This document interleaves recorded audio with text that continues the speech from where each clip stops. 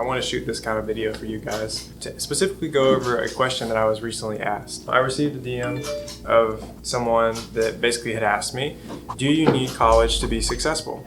I put a lot of thought into this before making the video because it's such an important topic, I think, in today's time. College for me was a decision at some point that I had to make on whether or not I needed college to be successful in life. So I kind of wanted to start off by answering this question by giving you guys a little bit of backstory on me.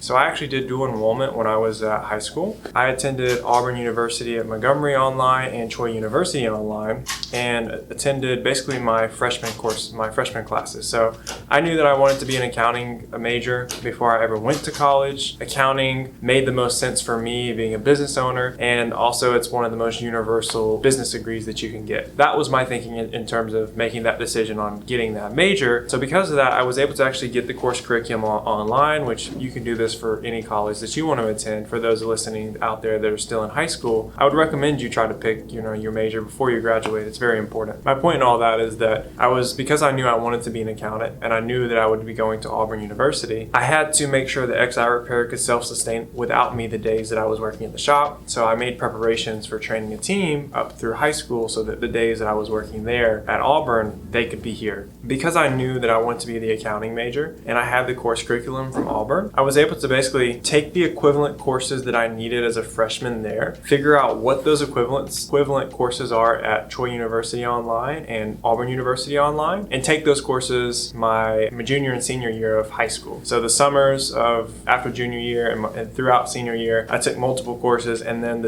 the summer after my senior year, I took dual enrollment classes as well right before my first fall semester at Auburn University. But when I finally got there, I was quite disappointed. Up until this point, I had been pretty much running the business 24/7, 7 days a week outside of high school, trying to surround myself by business owners and other entrepreneurs that were normally a lot older than me and a lot more mature than the people my age. And it had really kind of developed me into a businessman. And so for me, going to Auburn University, truth be told, I felt out of place. Like I felt like I was surrounded by a bunch of just kids that all they cared about was, what so-and-so is posting on Instagram and what parties this weekend. And don't get me wrong, I had my fun. I used to DJ in high school and throughout college, and that was fun. Got paid for it and pretty much got paid to party with everyone else. But it wasn't my focus, and it seemed to be everybody else's focus there. The first reason I decided to drop out, which is ultimately what happened, was because of the crowd that I felt like I was surrounded by. There wasn't really anyone that I knew that was doing what I was doing as a sophomore. Or if they were doing it off daddy's money, I felt like, and really weren't going to go anywhere. So I didn't want to surround myself by those types of people. The second reason that I decided to drop out was that I didn't feel like the time was worth it. So for some people, college may be worth it simply because they have the time and they don't have something else that's demanding of that time at the moment. But for me, it was the opposite. So I had this decision that I finally had to make of, is this worth the investment of my time? Had I been paying for it out of pocket,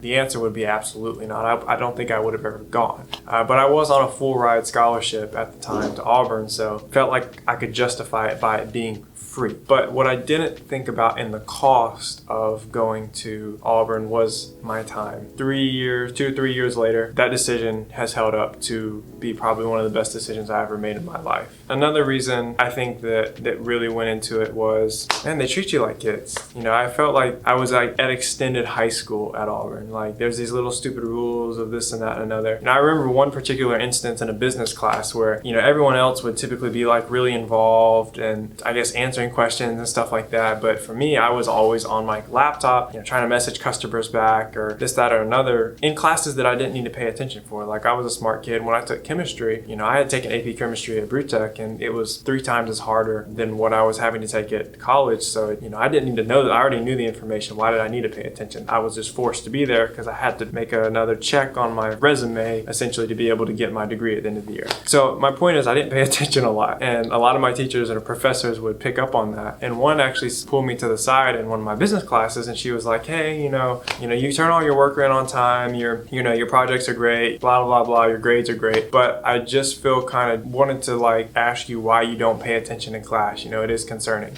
I told her that basically I own a business, and the class that this particular professor was questioning me about and was taking her frustrations out on me for was a business class on how to get a job. And at that point, I was literally hiring other people to help at the new Chantilly location that we were opening. So it was just kind of a joke. Like, I didn't see the need for that. And, I wasn't rude about it, but I basically just told her, like, I own my own company. I appreciate, you guys, I understand that this is a necessity for most people, but I'm hiring people. For me, I'm in the other shoes at this point in my life. And I don't think she really knew how to take that, to be quite honest. And for me, that was really one of the eye-opening moments for me that made me realize, wow, maybe I'm not supposed to be here. I felt like everyone around me was being trained to be a slave, and here I am trying to be free myself. Like, I don't want to be in that 9 to 5 every single day, someone telling me what to do. I've spent the last 3 or 4 years of my life dedicated to not being in that trap, and I felt like college was just going to prepare me for that. And so I decided to just drop out. I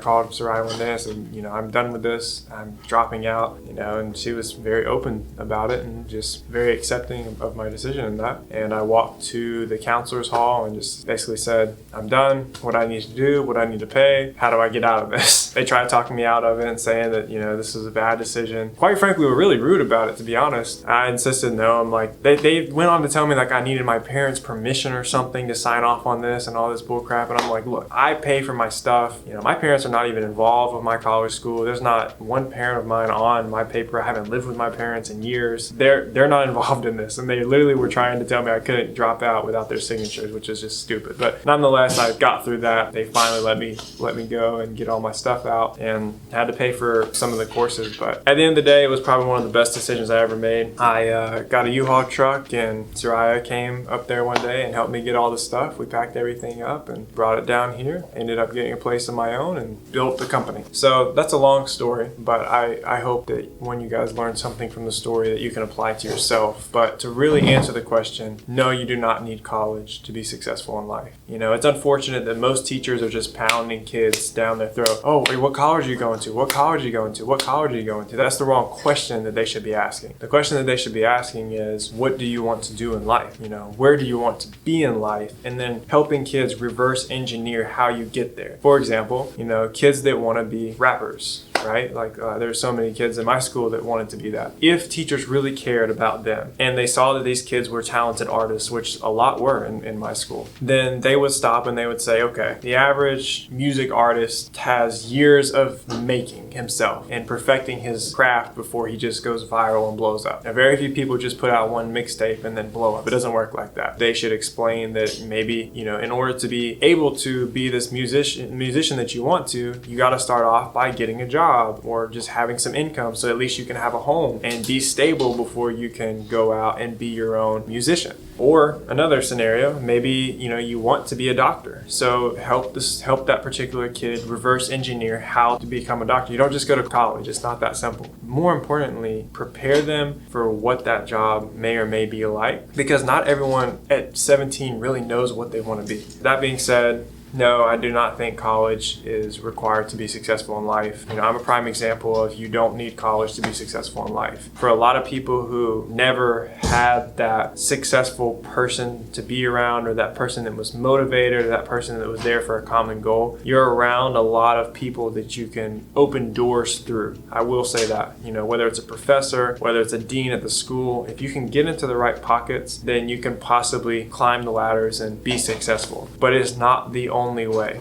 And don't let anyone tell you that it is, because it's not. You can do it on your own. You do not need to be in college to network with business professionals. Truth be told, you really don't even need a business to network with business professionals. And if you want to be successful in life, or own your own business, or be your own business, which should almost ultimately always be everyone's goal, no matter what age you are or where you are in life, you should always want to be your own boss at some point in your life, because otherwise you're just going to be indefinitely, enslaved to a company or someone else.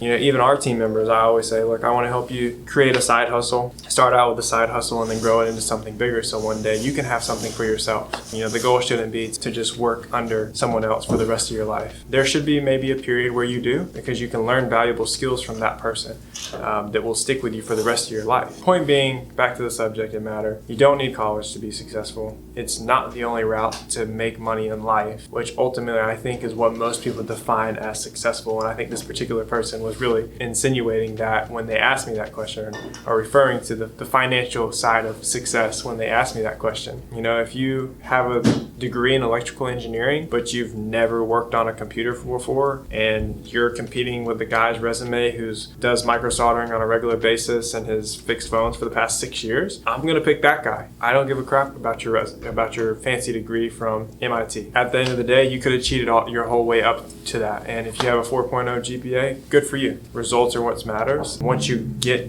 your first job, once you make that climb on the ladder, you know, even other employers that require a bachelor's, they're going to do the same thing I do and look and always hire the person with the most experience or the most background in that. But I hope you guys learned something. Most of the billionaires today do not have a college degree or dropped out at some point. That's just a fact. Anyways, guys, have a good day. Thanks for watching, and I hope you learned something.